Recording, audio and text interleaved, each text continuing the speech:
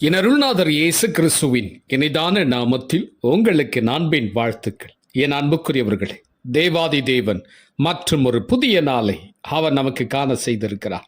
ஒவ்வொரு நாளும் நீங்களும் நானும் அருள்நாதர் இயேசு கிறிஸ்துவோடு கூட நடக்கின்ற பொழுது வேதம் சொல்லுகிறது, 2 பேதுரு 3ஆம் அதிகாரம் 18வது வசனத்தை வாசித்து பாருங்கள். நம்முடைய கர்த்தரும் இரட்சகருமாகிய இயேசு கிறிஸ்துவின் கிருபையிலும் அவரை அறிகிற அறிவிலும் வளருங்கள், அவருக்கு இப்பொழுதும் என்றென்றைக்கும் மகிமை உண்டாவதாக, ஆமேன் என்று அப்போஸ்தலனாகிய பேதுரு தன்னுடைய 2ஆம் நிருபத்தில் அவர் இவ்விதமாக அவர் சொல்கிறார். இயேசு கிறிஸ்துவை அறிகிற அறிவிலே நீங்கள் வளருங்கள், அப்பொழுது உங்களுக்கு கிருபையும் சமாதானம் பெருகும் என்று சொல்லி, இந்த உலகத்தில் வாழ்கிற நாட்களில் இந்த உலக அறிவிலே நாம் வளர்கிறோம். குழந்தை பருவத்திலிருந்து முதிர் வயது வரைக்கும் இந்த உலக அறிவிலே நாம் வளர்ந்து கொண்டிருக்கிறோம். இந்த உலக அறிவு ஞானமும் நமக்கு தேவை. அதே விதத்தில் இந்த உலக அறிவு ஞானம் பணம் கிருபையும் சமாதானம் கொடுக்க முடியாது. நம்முடைய வாழ்க்கையில கிருபையும் சமாதானம் பெருக வேண்டும் என்றால் அருள்நாதர் இயேசு கிறிஸ்துவை தேடுகிற, அவரை நாடுகிற, அவரை அறிகிற அறிவிலே வளருகிற பொழுது நம்முடைய வாழ்க்கையிலே கிருபையும் சமாதானம் பெருகும். ஆமென் சொல்லுங்களேன்.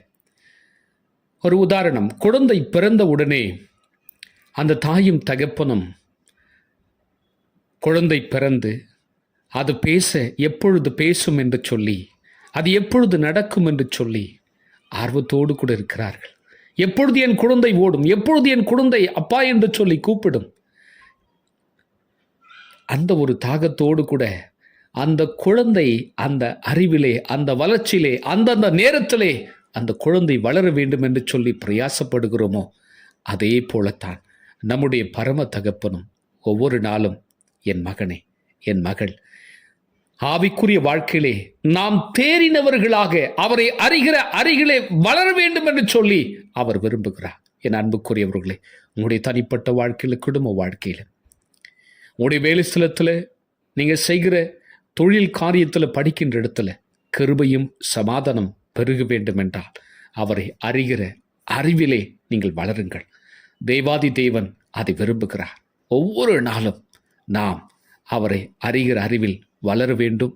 அப்படி அவரை தேடுகிற பொழுது, அவரை அறிகிற அறிவிலே வளருகிற பொழுது கிருபையும் சமாதானம் உங்கள் வாழ்க்கையிலே பெருகும். ஜெபிக்கலாமா? பரிசுத்தமுள்ள என் பரமபிதாவே, இந்த மகிமையான அந்த நேரத்திற்காக உமக்கு ஸ்தோத்திரம். இந்த காலை பொழுதிலுடைய வார்த்தைகளை கேட்கிற ஒவ்வொரு பிள்ளைகளுடைய வாழ்க்கையிலும் கிருபையும் சமாதானம் பெருகட்டும். ஆண்டவரே, உம்மை அறிகிற அறிவிலே ஒவ்வொரு நாளும் நாங்கள் வளர வேண்டும். உம்மை அறிகிற அறிவிலே ஒவ்வொரு நாளும் நாங்கள் பெருக வேண்டும். ஆண்டவர் அப்படி செய்யப்போவதற்காக ஸ்தோத்திரம். ஒவ்வொருடைய வாழ்க்கையிலும் கிருபையும் சமாதானம் பெருகட்டும். இந்த நாள் முழுவதிலும் உடைய பிள்ளைகளை கரம் பிடித்து தேவாதிபியானவர் ஆலோசனை கொடுத்து நடத்தும். அப்படி செய்வதற்காக கோடா கோடி ஸ்தோத்திரம் அப்பா.